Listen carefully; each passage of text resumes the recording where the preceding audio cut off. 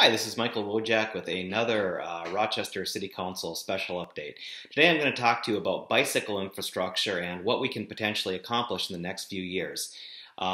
As most of you know, you cannot be a city that's going to attract workforce and attract millennials unless you have high quality bicycle infrastructure. Bicycles are one thing that's incredibly popular with the millennial population. They look for it for the communities they move from.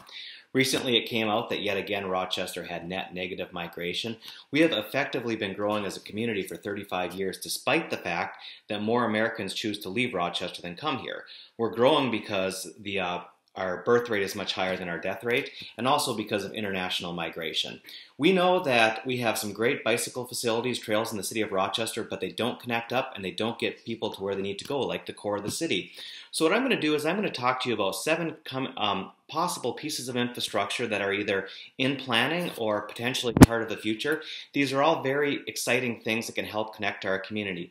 In addition, we have great role models here in Rochester. Minneapolis to the north is one of the top 20 bicycling communities in the world. And you know what? We have a warmer climate than they do. So if you think that we can't do bicycling in Rochester safely and at a high quality because of the climate, that's just not the case. It's been otherwise proven. So one of the big issues we have is we've never really had an effective and engaged bicycle pedestrian commission, and one of the goals that we have in the near future is to relocate that from ROCOG, where it's currently sitting, into a city organization somewhere. That'll allow them to have immediate impact and weigh in on decisions for planning road projects in the city of Rochester. Part of the issue that we've had is we haven't had strong advocates for bicycling and pedestrian necessarily involved in street design, and there are some easy things that we could have done many times over that if we had just had the voices in the room. We're going to try and get the voices in the room. The other thing in general that you're going to see is an emphasis on protected bikeways. This is a big deal in Minneapolis right now. I think it's going to be coming to Rochester too. Some of these proposals deal with protected bikeways. Protected bikeways are essentially bike lanes that have some sort of a physical separation. Oftentimes it's just psychological between where the cars are and where the bikes are, but what we find is many more people who would not necessarily be comfortable in bike lanes, and I'm one of those people that have no trouble riding in bike lanes or in traffic, but a lot of people do have issues with that, and these protected bikeways are perfect for families with young kids and people who are not otherwise comfortable or confident on a bicycle.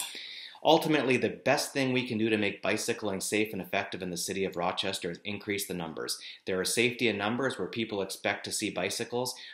Bicyclists will be better protected. The trails are great, but one of the biggest collision points and what makes trails much less effective is when they come to intersections and cars are not necessarily expecting them to cross. You will see that the area at 2nd Street and West Circle Drive is a perfect example of this, where I've personally been hit twice, and a number of other people have had incidents there too, because cars are looking to the left to make a right turn on red without seeing the cyclist coming across with a green light from the trail. It's a big issue, and we just need to design our infrastructure to be smarter and better. Let's get to some of the exciting things that are going on. First of all, did you know that the city actually owns some land between Silver Lake and the homes to the north? Eventually there will be a bicycle loop that goes all the way around Silver Lake. Now obviously that's going to impact the homes that are there a little bit, but that is public land, and one of the long-term goals is to complete a bicycle loop around Silver Lake. This is more of a recreational amenity, but really a tremendous opportunity for the community, and I know that's one of the goals that our current park department has right now, is to complete that Silver Lake loop.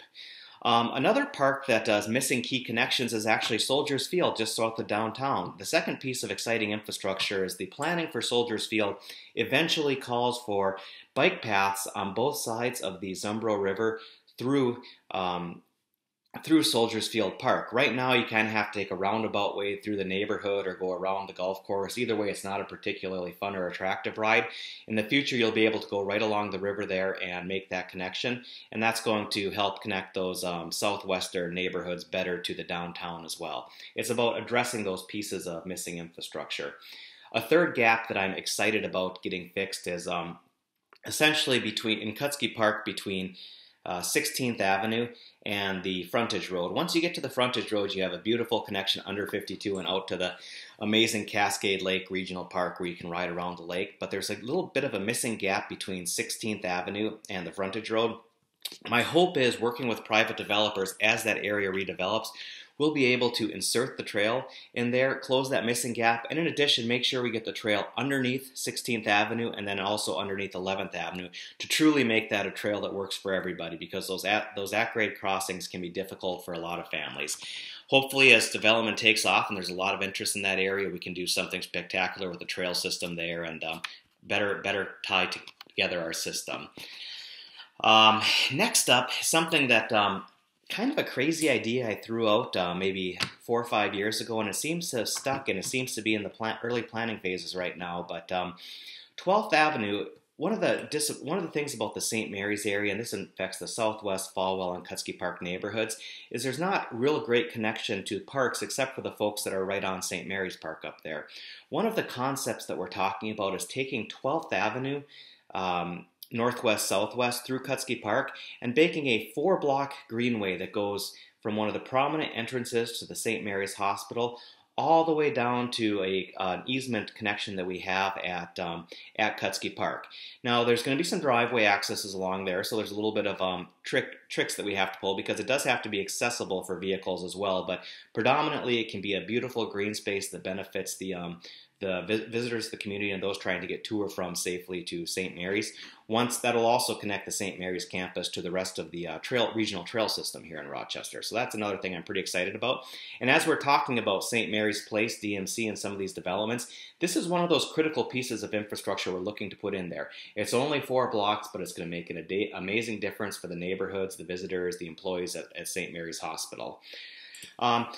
Moving on to perhaps some bigger, more visionary items, we don't have good connections to the far south of Rochester and southeast Rochester, in particular Game Haven Park and the area around Whistle-Binky South and some of those places down there. But what we do have is we have an old rail bed that runs from near the Seneca plant all the way actually to Stewartville. And one of the great mistakes that the county leaders acknowledged they made in the last 50 years is not taking that rail bed when they could have had it.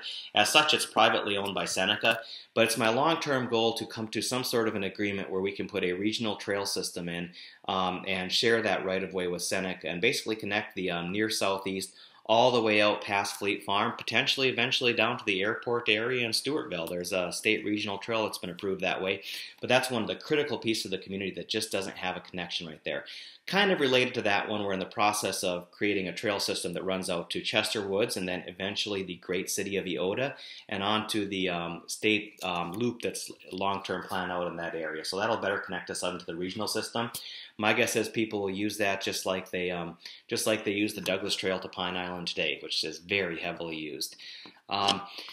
Next up, we're getting into even some bigger ideas, and we're talking about a major reconstruction of Broadway. Essentially, the city took back Broadway, which is designed essentially as a major highway, and it doesn't function the way a city would want an arterial like that to function. It works for trucks and cars, but it doesn't really work well for transit, pedestrians, small businesses that are located along the stretch, or bicycles. The exciting thing about the draft plans that have been put together about the reconstruction of Broadway, and this would go all the way from 48th in the north down to maybe 25th in the south. So we're basically talking about past Shopko on the north side down to the Menards area on the south side. That plan would include protected bikeways on Broadway that would run the entire length. So just as bicycles have terrible difficulty getting safely into and out of downtown right now, this would make a major connection to the north and south, which would be incredibly useful for riders of all ability levels and ages. Because it's a protected bikeway, it would offer a great deal of actual and psychological protection for bikers who are perhaps not as confident on their bikes getting into and out of downtown. This still leaves opportunities for things like parking. It leaves opportunities for the lanes of travel that are required to move traffic, but ultimately it makes it into a much more urban-friendly type of corridor.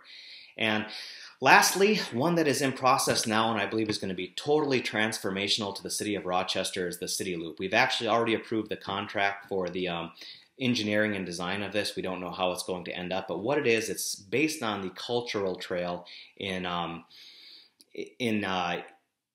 Indianapolis, Indiana. And what this trail would do is it's essentially a loop that would connect the St. Mary's area, the transit center, up with the downtown areas. It would be separated from traffic some way. We don't know exactly how. It would run fairly flat somehow We don't know exactly how, but it would connect all of the key downtown DMC districts along with St. Mary's and provide a safe and accessible route for users of any ability level to get around the town. This one's exciting because it's part of the DMC plan and it is going to happen. So adding these connections to the downtown, to the St. Mary's area, taking care of the Death Triangle area, which is where Broadway and Silver Lake come together in the north, taking missing chunks out of the system and putting them back in there. This is what it takes to take Rochester from what I consider to be an okay beginning bicycle community to a great bicycle community where bicycles can be a serious mode of transportation for some percentage of the population and a safe way for families, children to get around the town. It's exciting times here in Rochester if you're a bicyclist. I'm absolutely committed to making bicycle travel safe in the city of Rochester. I believe in strong infrastructure for bicycling. If you do that, please support our campaign. There's a lot of seats up for election this fall, and we can move in the direction of being a bicycle-friendly city, or we can go the complete opposite because we have a lot of people running for office that are pretty anti-bicycle infrastructure, anti-bicycle. That's not what the future of this community needs to be. So I thank you for watching. I thank you for the support. For those of you that are attending the bike ride today, thank you in advance, and most of you will probably see this video afterwards, but I hope these concepts in here get you excited about what we can do for bicycling in the city of Rochester. Thank you so much.